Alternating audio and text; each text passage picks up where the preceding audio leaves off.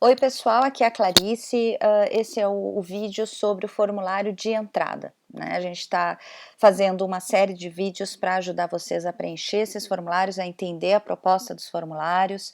Eles foram modificados, eles foram reduzidos, a gente está tentando aperfeiçoar esse material para que seja cada vez mais fácil para vocês fazer esse preenchimento, e é muito importante que vocês entendam o porquê das perguntas, porque de fato a gente revisou todos essas perguntas que estavam sendo feitas e a gente deixou somente o que é de fato necessário para essa avaliação. Né? E às vezes as pessoas ficam em dúvida, mas será que isso era realmente necessário? Então a gente achou importante que vocês entendessem melhor o porquê de cada coisa para ver o sentido nesse trabalho, certo? Então eu vou falar agora do formulário de entrada. Só para relembrar, a gente tem uma estrutura, né, que está sendo elaborada para a coleta de informações desse monitoramento. Então, a gente já falou do formulário de cadastro. O formulário de cadastro é aquele que é feito já na porta de entrada, ele é para ser feito rapidamente, e agora a gente vai falar do de entrada. O formulário de entrada, gente, ele pode ser feito juntamente com o cadastro, vai depender do protocolo, vai depender da operação que é feita já na instituição. Muitas vezes, a instituição já pressupõe uma entrevista de entrada, onde o acolhido já entra numa sala privada, já fala com o psicólogo na chegada. Se isso já é feito, a gente indica que a avaliação de entrada já seja feita no primeiro momento com o cadastro, certo? Se isso não é feito, é importante que o cadastro seja feito o mais rápido possível, mas que a avaliação de entrada seja feita em outro momento, mas em até uma semana da entrada do acolhido. Por que esse período? Porque precisa ser cedo para que a gente possa detectar a evolução do acolhido no processo de acolhimento, no processo de permanência na instituição. Se a gente vai empurrando essa avaliação mais para frente, a gente perde um período inicial que é onde tem o maior salto de melhora. E a gente não vai poder, então, detectar o quanto que aquele período de acolhimento de fato melhorou a situação, melhorou o estado do sujeito que entrou no serviço. Então, quanto mais cedo, maior é a chance de a gente detectar essa melhora. Por isso, a gente estipulou em uma semana esse período. Coisas importantes de lembrar. Essa avaliação, ela é uma avaliação psicológica, então é importante que seja feito por um psicólogo da instituição, certo? E, obviamente, com todos os cuidados de sigilo. Nos próximos vídeos, então, a gente vai falar dos restantes, que são os formulários de andamento, né, mensal, e o formulário de desligamento. Então, agora eu vou falar um pouco do porquê que essas perguntas estão no formulário de entrada. Vocês vão ver que dentro do formulário as perguntas todas elas estão focadas na descrição do perfil do beneficiário. Então, não só as perguntas mais básicas de característica sociodemográfica, se ele é casado, qual é o grau de instrução, etc. Mas também estão lá perguntas que são vitais para a gente entender as chances que esse acolhido tem de se recuperar. Coisas como vulnerabilidade social, se ele estava em situação de rua, se ele tem rede de suporte, se ele tem vínculos familiares, qual é o padrão de uso, quanto que ele está já com problema com várias outras substâncias, traços de personalidade, questões de comorbidades psiquiátricas que podem afetar a capacidade dele de ser recuperado dentro desse período, e também as características ambientais, como ter sido exposto a abuso, ter sido exposto já está em prática de atividades criminais, são todas coisas que vão influenciar diretamente as chances desse acolhido de se recuperar. Então é muito importante que a gente saiba essas coisas para poder diferenciar o quanto que a instituição, aquela intervenção da comunidade pode afetar, pode impactar, e coisas que, por mais que a atividade e que o processo de intervenção da comunidade fosse bom, talvez não mudasse, porque são características que já põem esse sujeito muito mais em risco. Então isso, na verdade, é para a gente conseguir avaliar de forma mais justa a intervenção que é feita durante o período de acolhimento. A gente, sabendo esses riscos que essa pessoa já pode trazer, vai poder diferenciar e a gente vai poder detectar melhor o que de fato foi a melhora que a comunidade gerou no perfil daquele acolhido, certo? Então, agora eu vou projetar para vocês o formulário, repassar pergunta por pergunta para vocês entenderem melhor a proposta. Então, essas aqui são lembretes que eu já falei aqui no slide anterior, e uma coisa é importante. Qualquer dessas perguntas pode ser recusada, tá? O acolhido, ele tem o direito, isso é uma questão ética muito importante, ele tem o direito de dizer: "Não quero responder isso", e ele vai poder passar essa pergunta. Muito possivelmente, durante o período de acolhimento, isso pode ser, detectado, né, as outras entrevistas, os momentos de grupo, informações podem ser detectadas e podem eventualmente ser atualizadas no formulário. Mas ele, no momento dessa entrevista, ele vai poder dizer: não, eu não quero responder essa pergunta, vou pular. Isso é ok, não pode ser exigido dele a passagem dessas informações contra a vontade dele. Muito importante que o nome usado seja sempre o mesmo em todos os formulários, seja o nome social ou o nome dele que está na identidade. Sexo e data de nascimento são as únicas informações que vão se repetir do cadastro, que é justamente para a gente poder fazer o alinhamento dos formulários no mesmo banco. Essa escala aqui, a primeira que chega, tá? Ela é uma escala simples, ela é a mais importante. Ela se chama T, que vem de Treatment Efficacy Assessment, a avaliação de eficácia de tratamento. Elas são 4 perguntinhas, a gente considera isso uma escala de avaliação global. Ela é uma escala que foi pensada para se fazer durante o processo, para a gente poder ir monitorando a melhora do sujeito, tá? Num tratamento de dependência química. O que a gente faz? A gente tem uma escala Likert, que se chama, que é essas escalinhas que se fala, de 1 a 10, o quanto que você considera blá blá blá.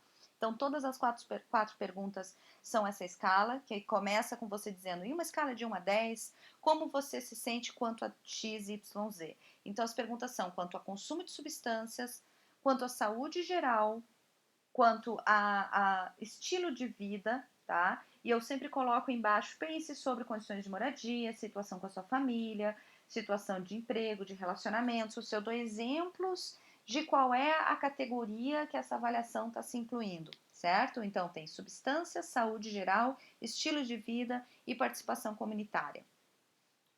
De 1 a 10 sempre. De 1 a 10, o quanto que você considera que é um bom membro da sua comunidade. Considere, então, coisas sobre obedecer às leis, responsabilidades sociais.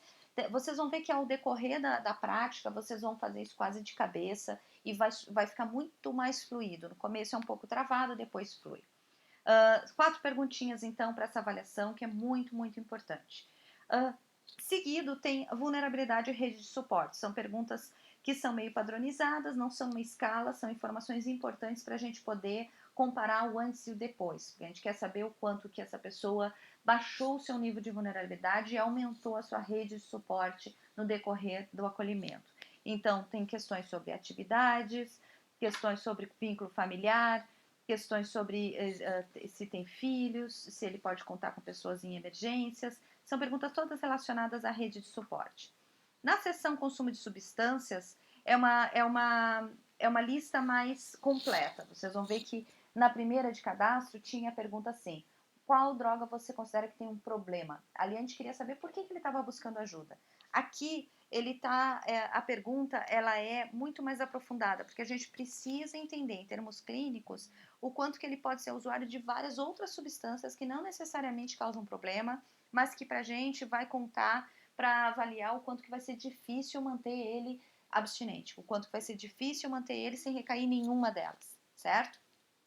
Essa listinha, ela é bem completa, ela inclui já algumas misturas que são citadas, a gente, né, na avaliação de usuários da Cracolândia, acaba surgindo muitas combinações que às vezes a gente nem conhece na prática clínica comum, como por exemplo o pitílio, que é a mistura de crack com tabaco, o mesclado, que é a mistura de crack com maconha, o Calvin Klein, que é o mais novo que eu fiquei sabendo, que é a cocaína com ketamina, que é um anestésico, né, que está sendo usado. Talvez vocês não encontrem muito ketamina na população mais vulnerável, mas em instituições que estão recebendo classe média, jovens de classe média, média alta, vocês vão ver que a ketamina, o GHB, que são anestésicos, são drogas que estão sendo cada vez mais usadas. Isso vale também para as drogas sintéticas, como o êxtase. Eu dividi aqui estimulantes quanto à sua via de administração, porque, como vocês sabem, é muito diferente se você ingere ou se você fuma ou se você injeta drogas, né, ou se aspira. Isso vai mudar completamente o padrão de dependência, então é importante que seja distinto aqui. E algumas drogas que são usadas, que são drogas legais e que possam ser usadas sem prescrição, como por exemplo, opioides, drogas para dor, como o fentanil, são drogas para dor que podem ser usadas sem prescrição, drogas analgésicas, tranquilizantes, né, o benzodiazepínico, qualquer um deles, que possam ser usados também sem prescrição, certo? Tem perguntas sobre a idade de início de uso, que são vitais, né? Isso vai ser diretamente relacionado com o padrão de dependência da pessoa, quanto mais cedo ela usou. Alguns indicadores de overdose, a gente muitas vezes não tem como perguntar, você já teve uma overdose? Porque a pessoa não vai ter essa consciência, mas ela vai saber possivelmente se já desmaiou, perdeu a consciência, ou se ela já precisou de um serviço de emergência, que ela acordou numa emergência. Então, isso são indicadores de severidade de dependência. E, gente, essas 3 perguntas aqui, frequência de consumo de álcool, quantas doses usa e quantas vezes usou mais de 6 unidades, elas são extremamente importantes, elas são indicadores de abuso e dependência de álcool que vem da escala Audit. Eu trouxe aqui nos slides uma explicação sobre ela, que é bem importante. Então, essa escala, ela vai ser, na verdade, calculada como sendo um somatório, né, dessas perguntinhas, sempre o nunca é o 0 e 1, 2, 3, 4, são as pontuações para cada pergunta, e vocês vão poder fazer um somatório e dar um score total, certo? E isso vai dizer, a determinar se essa pessoa está dentro da categoria de uso moderado, abuso ou dependência. Para perguntar sobre doses, é muito importante que vocês entendam o que é estipulado como sendo uma dose ou uma unidade de álcool, certo?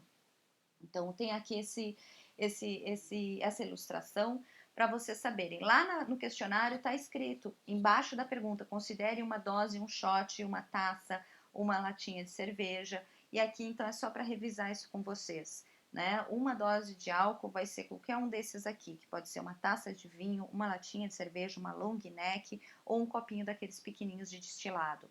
Se a pessoa falar, eu tomo uma garrafa de vodka por dia, tá aqui já se sabe que garrafas de destilado equivalem a 32 doses. Então, na hora de preencher, vocês já vão saber isso para poder dizer qual a frequência que a pessoa pode estar consumindo essas substâncias. Então, isso serve para essa pergunta aqui, ó.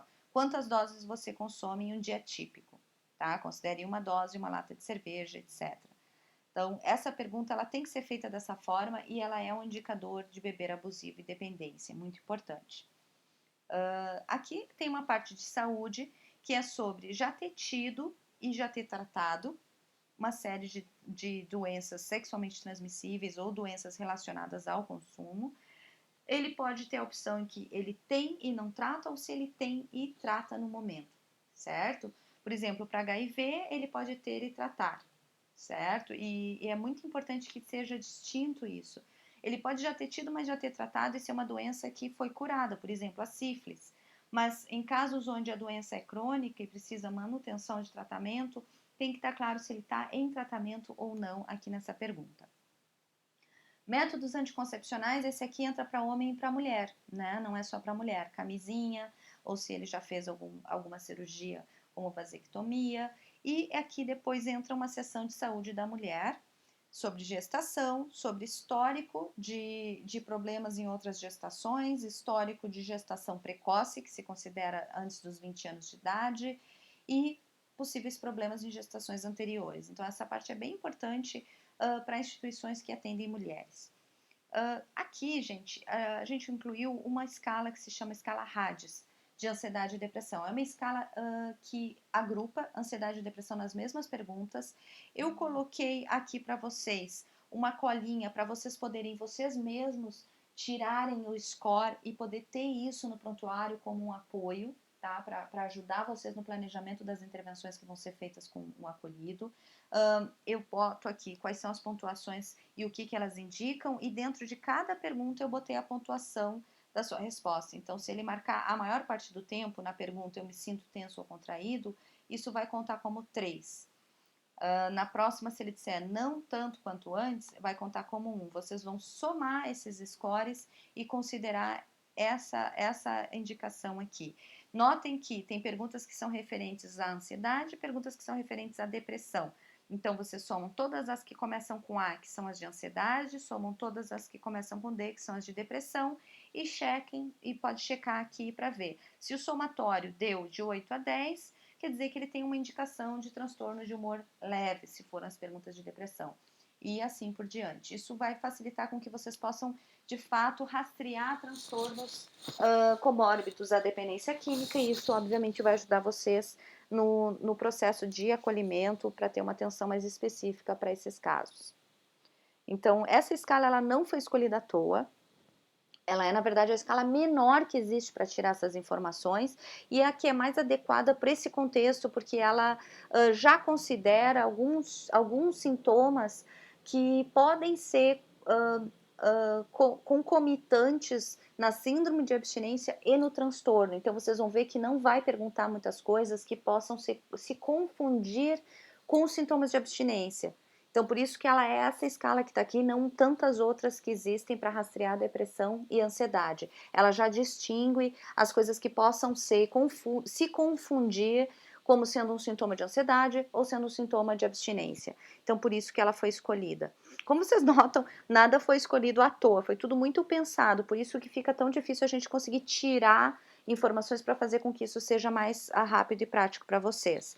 Aqui, então, tem uma listinha de perguntinhas que são só para talvez detectar outros transtornos além de ansiedade e depressão, como, por exemplo, tentativa e pensamento suicida, que pode ser parte sintomática de qualquer outro transtorno e não só de depressão, a questão de se machucar de propósito, que é um indicador de transtorno borderline, e ver e ouvir coisas que outros não ouvem nem veem, sem estar sob efeito de drogas, que é um indicador de quadro psicótico, que pode também participar de outros diagnósticos. Então, esses são indicadores, certo? Comportamentos de risco, gente.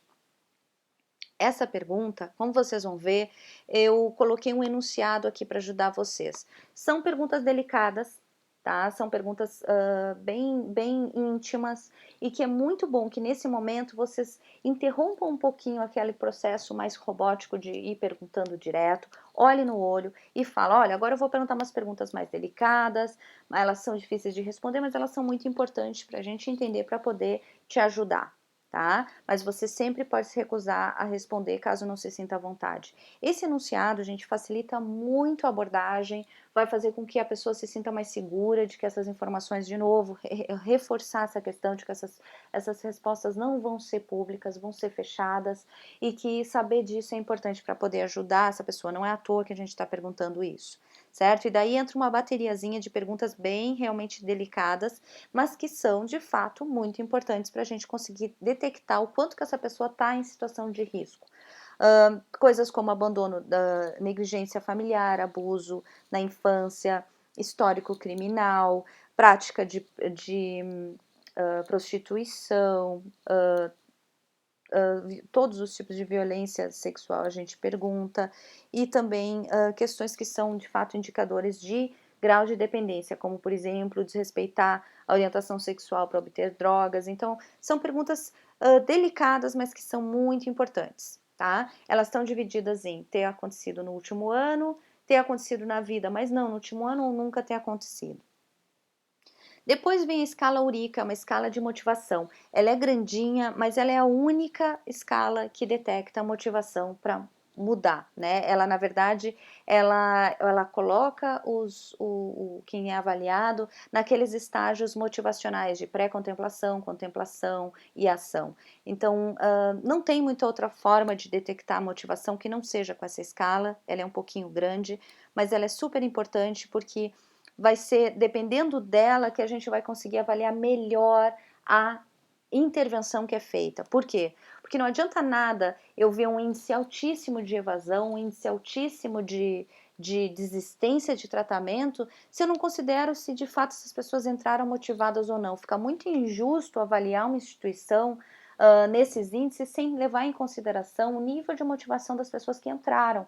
Né? Assim a gente consegue distinguir, olha, o índice de evasão e de desistência está enorme, mas o público que entra para essa instituição X já é, de forma geral, muito menos motivado, então a gente não pode avaliar isso diretamente. Então, é muito importante que a gente saiba a motivação dos usuários quando eles chegam na comunidade para poder avaliar o processo. Por isso que essa escalinha está aqui, e ela é a última, daí acaba aqui o formulário. É super importante, pessoal, que vocês agradeçam e guardem de fato em sigilo essa informação, tá? Ela pode ser impressa e incluída no prontuário, mas é importante que isso seja tomado um cuidado de sigilo, tá?